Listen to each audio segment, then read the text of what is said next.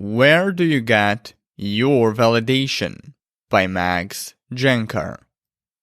Throughout our lives, we experience various feelings and adopt a series of identities and beliefs about ourselves, and then seek validation to reinforce and prove those feelings, identities, and beliefs to ourselves, and affirm that they are worthwhile and valid.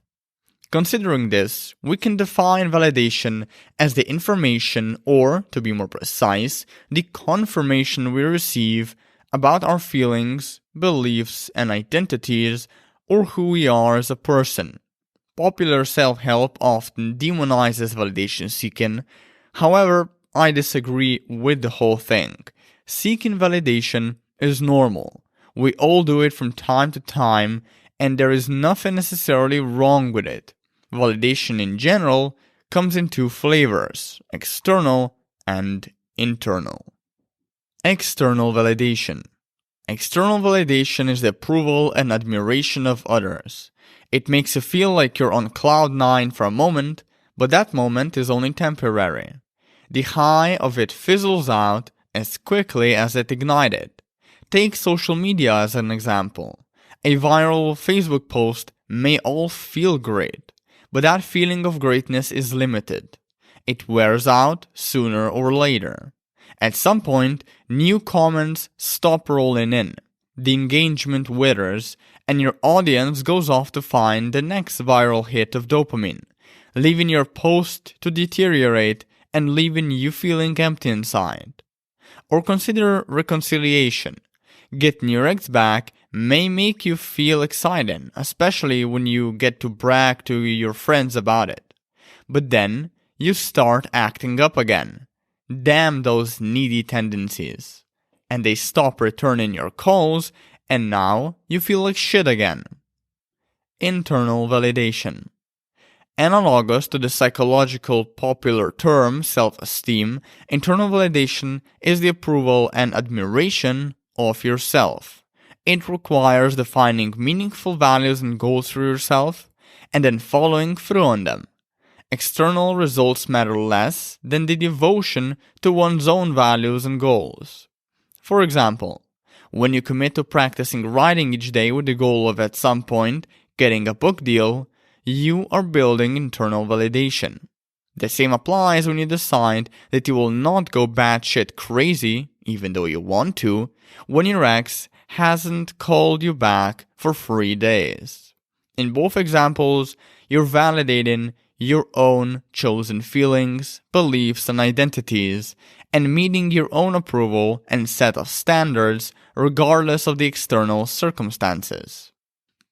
When seeking validation gets toxic. Most advice on the internet parades about how you should stop seeking validation. Sorry to break it to you, but that's impossible. You can't run away from seeking validation. It's an inherent part of you. It always was, and it always will be. The multimillionaire Silicon Valley entrepreneur who worked on his business for 20 years is still internally validating his adopted identity of being the multimillionaire Silicon Valley entrepreneur who dedicated his life to business. The artistic prodigy, selling his paintings for 30 grand each, is still internally validating his adopted identity of being a successful whiz-kid artist who creates and sells valuable paintings. The writer who spent decades producing quality books and built a successful career in his field is still internally validating her adopted identity as a successful writer who spent decades honing her craft. As you can see, seeking validation in one form or the other is inevitable. We all want people to like us. We all like to impress others. And besides, in most cases, our need for validation is entirely healthy. However, the only exceptions are people with a lot of shame, avoidant tendencies, or those who endured heavy emotional trauma in their life, or a series of lesser traumas. Hence, a lot of tiny traumas equates to one massive trauma. These people will often have an unhealthy need for validation. They are the type who always need reassurance from others that they're still cared for, loved, worthy, valuable, and appreciated.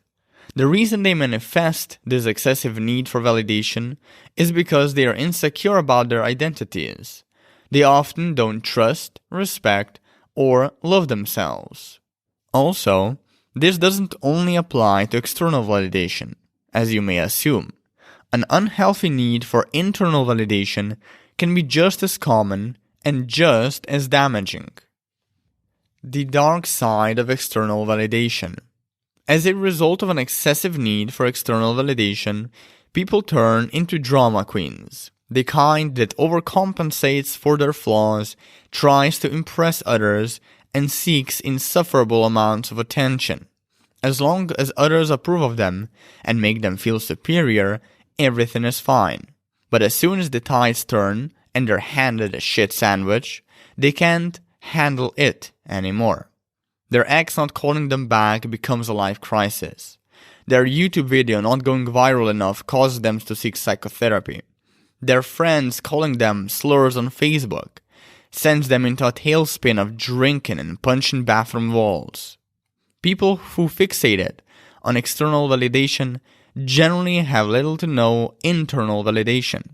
This is because the unpredictability of the external validation demands all of their time and attention to maintain. The dark side of internal validation. As a result of an excessive need for internal validation, people turn into narcissists. Surprisingly, these people tend to be far more successful and confident throughout their lives than those who need exorbitant amounts of external validation.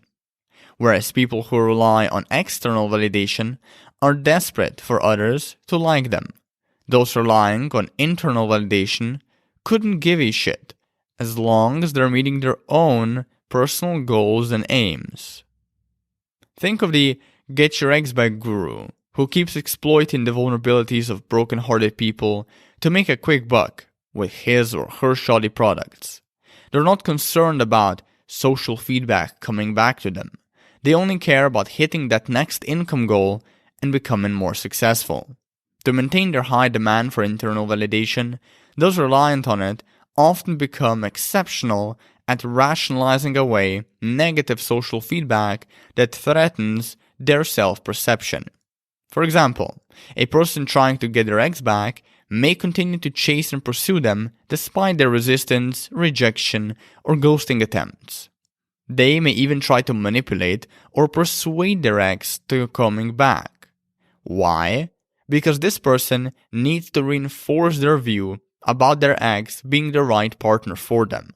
These are the kinds of people who believe that their ex doesn't resist their advances because they don't want them back, but because they're emotional, immature, uninformed, stubborn, or still hurting from the breakup. But like the narcissists they are, when the person who relies on internal validation is met with undeniable evidence that contradicts their self-image, they explode with rage. The facade of their self-perception, which they spent so much time building and keeping up, comes crashing down. At that point, they are back at square one, feeling just as worthless and miserable and empty as they did before. How to form a healthy sense of validation and what not to do. For validation junkies, the line between internal and external validation is often blurry or non-existent. Take the miserable dumpy obsessed with impressing her ex, for example. She starts posting all kinds of alluring Instagram posts, often with other attractive men, with the hopes that her ex sees them, becomes jealous, and calls them to get back together. Or take the womanizer, for example. The womanizer who feels worthless if he's not getting attention or affection from the women he's dating will often develop warped, misogynistic beliefs about them to continue reinforcing his self-perception and make him feel better about himself. A lot of self-help material out there merely recommends people replace one form of validation with another. It either tells you to rid yourself of your need for external validation and validate yourself more often, or it tells you to validate yourself less and instead seek the approval of others more.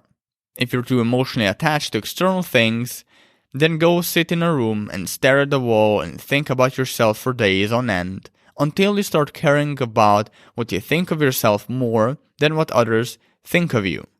And if you're too emotionally attached to your self-conception, dedicate all your time and energy to other people and external signals of approval. These classic examples do nothing but harm you. In most cases, they merely replace one unhealthy form of validation for the other. Rearranging where one gets their validation doesn't deal with the root problem, the excessive need for it. Until you deal with that underlying, you'll continue being a validation junkie.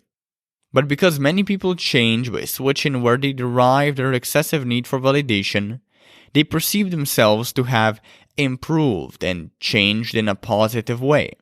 Nevertheless, this is usually just a false belief. Sure, maybe people do like them more, maybe they make more money now, maybe they even got over their ex and once more live a happy life.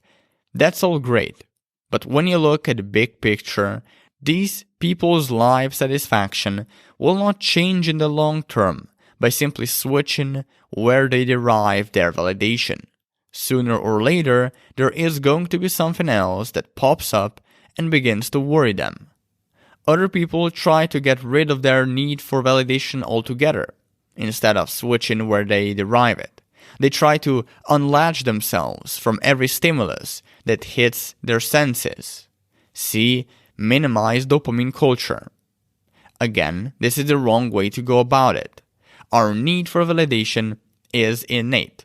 This approach only suppresses that need for validation into our unconscious, where it can grow even more dangerous. Hence the adage, what we repress, we feel and experience more of. Look, we all want to be liked, to feel competent and cool or even superior at times. This is normal and healthy. As long as these needs are met in a way that doesn't compromise your internal values and autonomy, then it's okay. We all want to like ourselves, to feel good about ourselves, to feel accomplished and able. Again, this is also normal and healthy.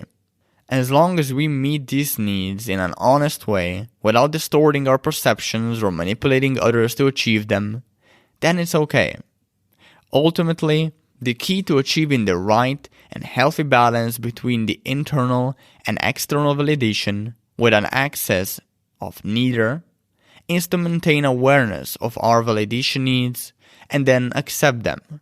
That's all there is to it.